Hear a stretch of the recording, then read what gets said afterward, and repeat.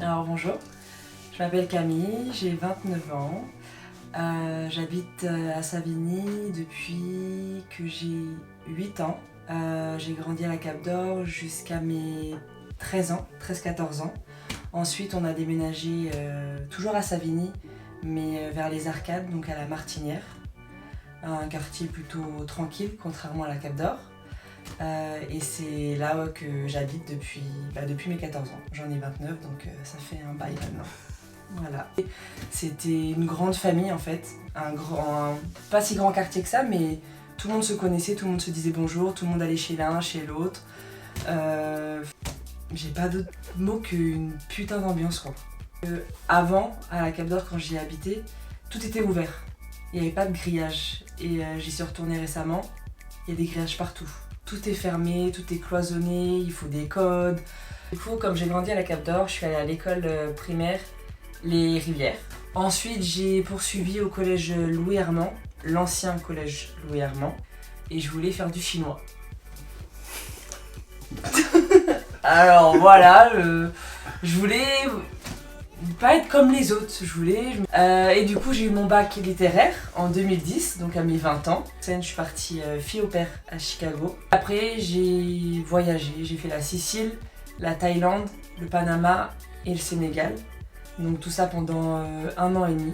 Je suis rentrée, il fallait que je me pose, voilà, et il arrivait un âge, soi-disant, où il fallait que je me pose. Depuis janvier, que je suis éducatrice en foyer. Il arrive un âge, pour une femme, je parle bien sûr, il arrive un âge où on est à la recherche de stabilité, appart, enfant, mari, chien, piscine, enfin je sais pas. Mais du coup, voilà, quand j'ai fini le boulot d'animatrice en club de vacances, j'avais 25-26 ans. Et puis je me suis dit, Camille, franchement je m'écouterais, là actuellement je repars demain. Honnêtement. Mais voilà, avec tout ce qu'on nous dit, oui mais 29 ans, t'es encore chez papa-maman, t'as pas de mari, t'as pas d'enfant. Donc inconsciemment ça cogite, même si je fais la meuf, non je m'en fous de ce qu'on dit, je fais la femme forte, voilà, je m'en bats les couilles. Bah non, ça cogite. C'est en ayant une discussion avec le meilleur ami de mon père, et on parlait de tout et de rien, et il m'a dit mais pourquoi tu fais pas des photos? Et je lui ai dit mais non, jamais de la vie. Je lui ai dit ok je suis jolie, ouais je passe. Mais de là à postuler dans des agences de mannequinat,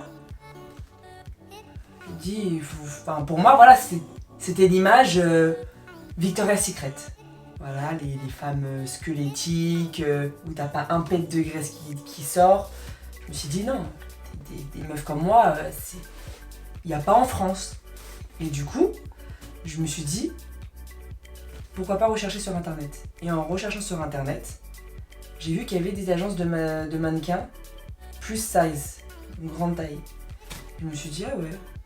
Et du coup j'ai postulé, je me suis dit j'ai rien à perdre, j'ai postulé en Allemagne, en Angleterre, aux États-Unis, et j'ai eu 2 agences à Paris qui m'ont contactée et qui m'ont prise dans leur agence. Moi, j'étais toute excitée, je me suis dit waouh trop bien et tout, je vais être une star.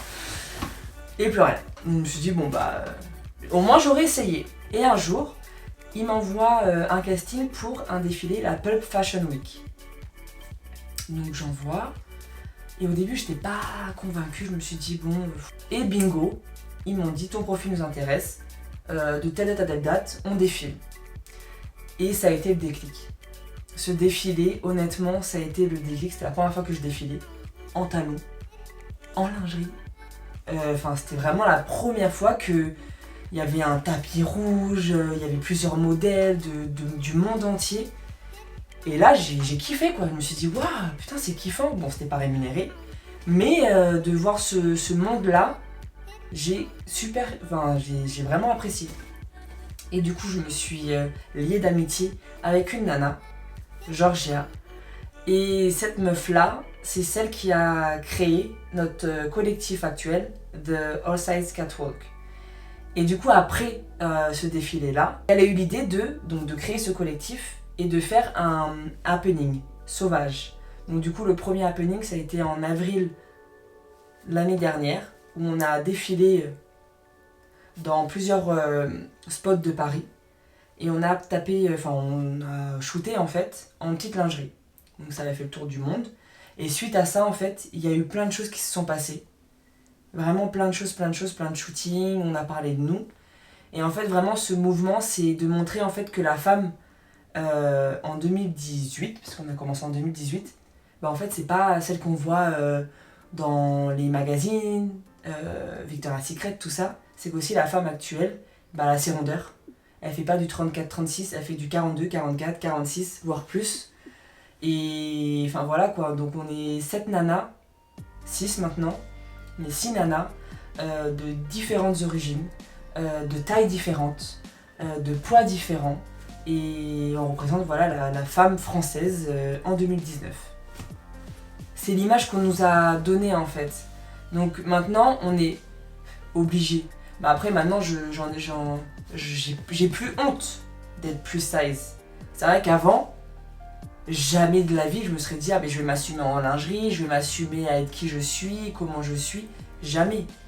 Mais c'est maintenant où on se dit, il y a un engouement qui se passe maintenant où il y a plus en plus de femmes avec des rondeurs qui s'assument et qui se disent merde quoi, je fais un 44, 46 voire plus ou moins, mais je suis belle comme je suis en fait.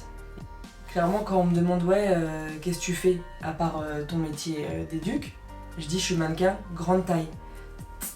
On est obligé de préciser, c'est peut-être bête hein, mais dans la société actuelle, on est obligé de préciser le mannequin plus size. Ce que ça m'apporte des sous, non je rigole, c'est pas vrai en plus ça m'apporte que d'elle.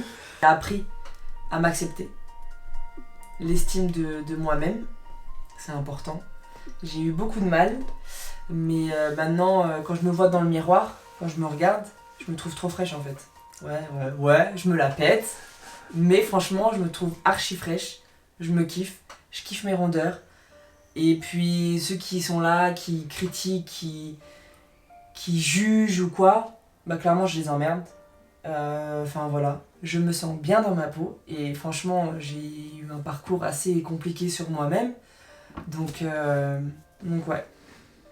Quand je dis un parcours compliqué, c'est que voilà... bah déjà, voilà, je suis métissée. J'ai été très vite formée. Je me rappelle qu'en 6ème, j'étais grande. Voilà, mon père est grand, ma mère est grande, donc logique, leurs enfants sont grands. Donc, tout ça mélangé, de la 6ème à mes 22 ans, j'en ai souffert. Enfin voilà, parce que maintenant, il y a des icônes.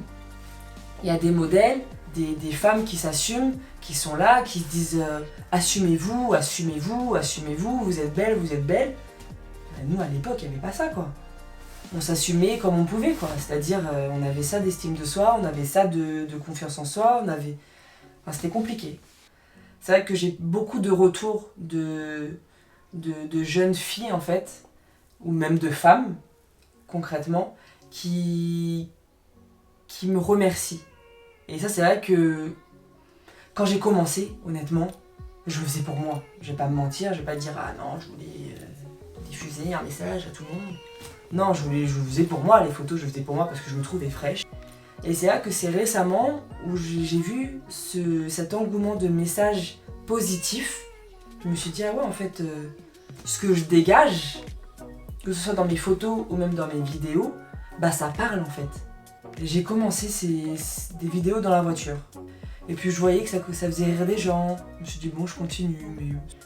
Mais c'était vraiment instantané en fait, il n'y avait pas de script ou c'était vraiment, j'avais un truc en tête, un truc qui m'énervait, un truc qui m'était de bonne humeur, je le disais. J'ai rencontré des youtubeurs et qui m'ont dit mais en fait Camille pourquoi tu ne lances pas sur YouTube? Il m'a créé ma chaîne en 2-2, j'ai rien vu venir, je me suis dit ok. Et de là je me suis dit bah en fait Camille t'as pas le choix en fait. Et de là je me suis lancée, bah, je kiffe. Voilà. Là, ma première source d'inspiration, c'est mes proches. Dans le mannequinat, je dirais c'est Ashley Graham. Et je dirais aussi Alicia Keys. Pourquoi? Bah déjà parce que c'est ma chanteuse préférée. Mais aussi depuis qu'elle a fait son No Make-up Challenge. Bon, déjà de base je me maquille jamais. Mais c'est vrai que depuis qu'elle a lancé ça, il y a de plus en plus de nanas qui se maquillent plus. Et je trouve ça super bien. Donc voilà, il n'y a que des femmes hein, pratiquement dans mes sources d'inspiration. À part mon père. Moi c'est mon papa. Et tout ce que je monte, c'est naturel. Il n'y a rien qui est joué, il n'y a rien qui est faux. Et je pense que c'est ça en fait, les gens aussi, ce qu'ils apprécient, c'est qu'en fait, il n'y a pas de chichi. Je suis naturelle. Et certes, voilà, j'ai des combats au quotidien, mais je le montre de manière un peu à la couillonne en fait, pour que ça passe plus facilement. Voilà. Si tu devais choisir un endroit à Savigny, ce serait lequel et pourquoi? L'ancien collège Vernon, je précise. Et pour moi, l'adolescence, ça a été un putain de passage, tant dans le positif que dans le négatif. Parce que voilà, dans le fait de m'assumer, bah, je m'assumais pas, mais dans le fait de rencontrer des personnes, et j'ai rencontré des très belles personnes, qui sont encore aujourd'hui mes amies, enfin, qui sont aujourd'hui mes sœurs aussi, que je considère comme mes sœurs. Et donc du coup, 4 années, ça, 6, 5, 4, ça a été 4 années riches en couleurs, riches en émotions, et j'en garde que des très très très très très bons souvenirs.